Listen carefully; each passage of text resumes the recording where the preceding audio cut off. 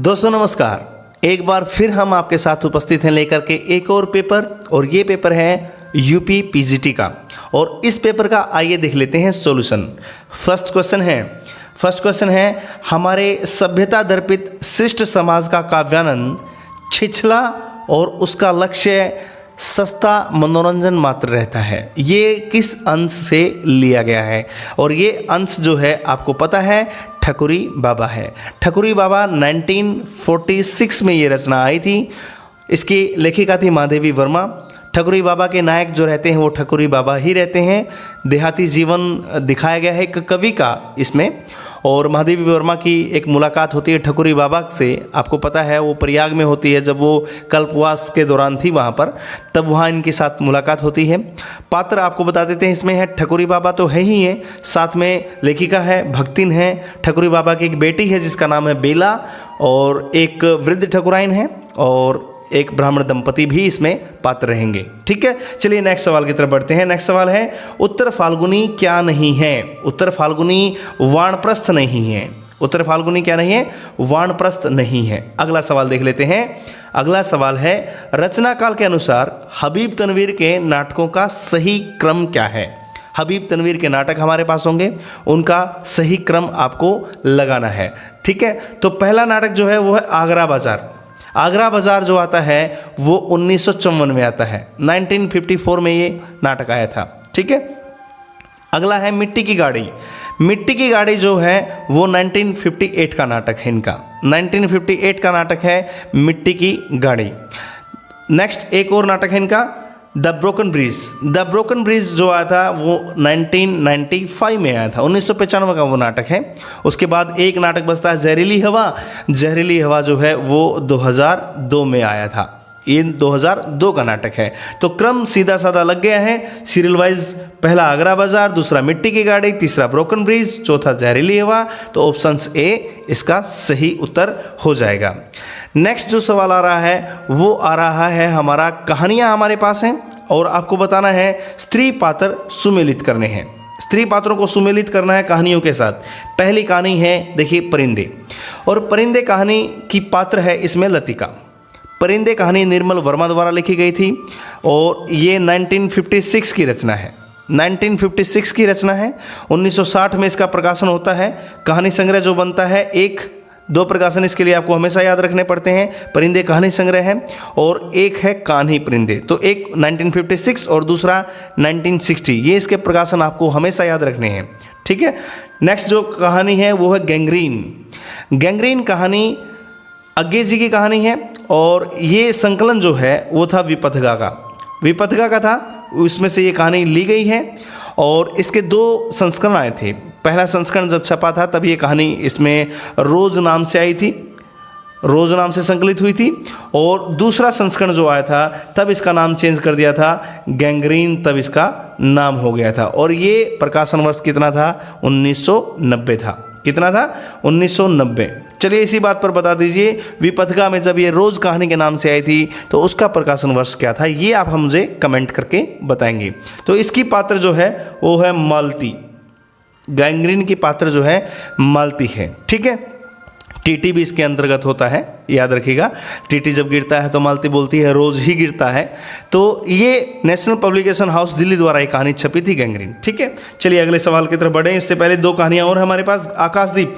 आकाशदीप खुद एक कहानी संग्रह भी है और एक कहानी भी है। ये जयशंकर प्रसाद की कहानी है। 1929 में ये कहानी आई थी, और इसकी पात्र आपको साफ दिख रही है यहाँ पर, चंपा। चंपा बुधगुप्त इसके पात्र होते हैं।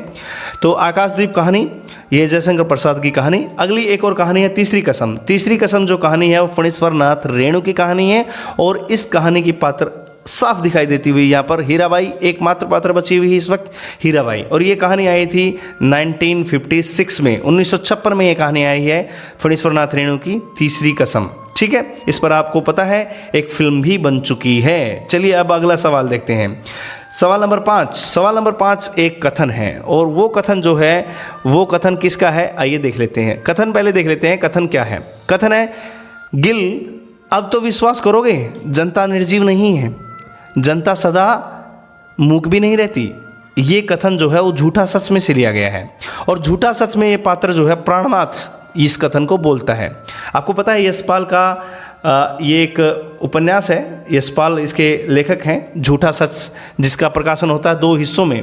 एक हिस्सा आता है 1958 में और एक हिस्सा जो आता है इसका 1960 में।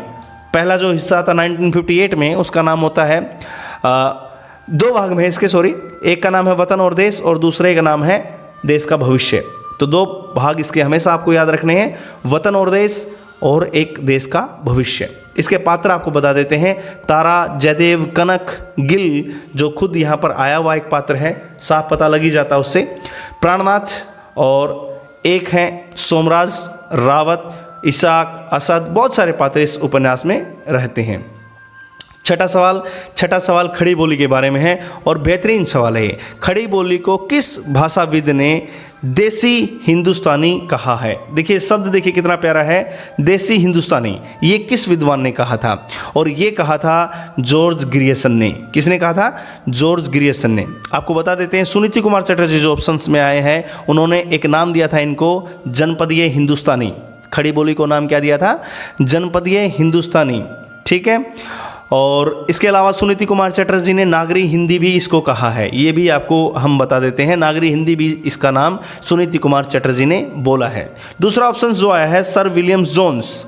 सर विलियम्स जोन्स ने संस्कृत का अध्ययन किया था, अभिज्ञान शाकुंतलम का अनुवाद किया था। इसके बारे में आपको ये जानकारी हम दे देते हैं। एक ऑप्शन और आ जाता है सुकुमार सेन। सुकुमार सेन का जो नाम यहाँ पर आया है, हालांकि सुकुमार सेन आपको बता दें भारत के पहले मुख्य चुनाव आयुक्त थे और उनको पद्म भूषण मिला था। उनका इससे कोई संपर्क नहीं था। ठीक है, अगले सवाल की तरफ चलते हैं। अगला सवाल नंबर 7। बहुत फेमस कथन, आध्यात्मिक रंग के चश्मे आजकल बहुत सस्ते हो गए हैं, उन्हें चढ़ाकर जैसे कुछ लोगों ने गीत गोविंद के पदों को आध्यात्मिक संकेत बताया, वैसे विद्यापति के इन पदों को भी। ये कथन जो है वो किसका है? ये कथन रामचंद्र शुक्ल का है। और ये रामचंद्र शुक्ल का कथन है, आपको पता है। आपको बता दें, विद्यापति को भक्त कवि भी माना गया है, श्रृंगारिक भी माना गया है, रहस्यवादी भी माना गया है। तो ये जानकारी दिए चलते हैं आपको। भक्त कवि मानने वाले जो विद्वान थे, श्याम सुंदर दास थे, हजारी प्रसाद द्विवेदी थे, ब्रजदास द्विवेदी थे, ब्रजनंदन सहाय जो इनको भक्त कवि मानते हैं विद्यापति को। और इसके अलावा श्रृंगारिक की बात अगर मैं करूं तो उसमें हरप्रसाद शास्त्री का नाम आ जाता है, रामचंद्र शुक्ल का नाम आ जाता है, सुभद्रा झा का नाम आता है, रामकुमार वर्मा का नाम आता है। रहस्यवादी जो इनको माना था जॉर्ज ग्रियर्सन, जनार्दन झा और नागेंद्र नाथ गुप्त, इन्होंने इनको रहस्यवादी कवि भी माना था। चलिए सवाल नंबर 8 की तरफ बढ़ते हैं। सवाल नंबर 8 जो है वो समासयुक्त पदावली की प्रधानता क्या होती है? समासयुक्त पदावली जो है वो किस गुण में होती है? ये आपको पता है, ओज गुण में समासयुक्त पदावली जो है वो हमेशा पाई जाती है। तो इसका सही उत्तर क्या रहेगा? सही उत्तर रहेगा इसका ओज गुण। ठीक है। सवाल नंबर 9 है, भारतेंदु युग में एक पंक्ति है, क्या? हमारो उत्तम भारत देश। क्या पंक्ति है? हमारा उत्तम भारत देश। ये किन के द्वारा रचित है? ये आपको बताना है, ये किन के द्वारा रचित है। ये सही जो जवाब होगा इसका राधाचरण गोस्वामी आपको ऑप्शंस में नजर आ रहे हैं। राधाचरण गोस्वामी, जिनका जन्म होता है 1859 में। 1859 में इनका जन्म हुआ था। इन्होंने ये पंक्ति बोली थी, हमारा उत्तम भारत देश। ठीक है। और ये हालांकि भारतेंदु मंडल में है, नवभक्तमाल में इसका जिक्र भी हुआ है। वृंदावन से भारतेंदु मासिक पत्रिका का संपादन भी होता था। 1883 में उन्होंने वो निकाली थी। इनके अलावा इसकी रचना जो थी विधवा थी। 1883 में इनकी जो रचनाएं थी विधवा, 1883 में आई थी विधवा। इसके बारे में आपको पता होना चाहिए। एक सर्वनाश जो इनकी पत्रिका थी वो भी आती है, एक रचना इनकी सर्वनाश है, वो भी यहाँ आपको मिलेगी। ठीक है। इसके बाद अगले सवाल की तरफ बढ़ें। अगले सवाल की तरफ बढ़ते हैं, सवाल नंबर 10। सवाल नंबर जो 10 है उसकी तरफ बढ़ते हैं। सवाल नंबर 10 है, आपके पास सूची है 2 और उन सूचियों में आपको मैच करना है किसने क्या कहा है। चलिए पहली पंक्ति देख लेते हैं। उसर हृदय राम सनी होई रे, ये पंक्ति किसकी है? ये पंक्ति है कबीरदास की। उसर हृदय राम सनी होई रे, ये कबीरदास की पंक्ति है। यहाँ से ये सही हो गया।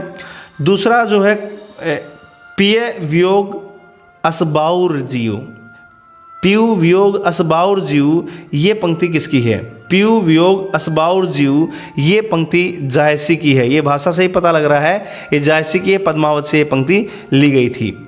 ठीक है। तीसरी पंक्ति है सुभग शीतल कमल त्रिविध, सुभग शीतल कमल त्रिविध ज्वाला हरण, ये पंक्ति किसकी है? मीराबाई की है। ये पंक्ति किसकी है? मीराबाई की है। मीरा की जो पदावली है उसमें से ये पंक्ति ली गई है।